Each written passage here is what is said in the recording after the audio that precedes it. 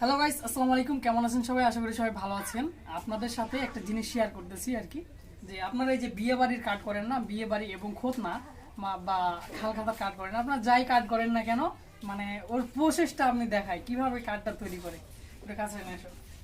এই দেখেন, এই কার্ডটা আমি ভিতরে দিলাম, যে ভিতরে দেওয়ার পরে শুধু যে এদিকে একটা টান দিলাম, মানে এই দেখেন কার্ডের সাথে সাথে হয়ে গেল, সব কিছু হয়ে গেল।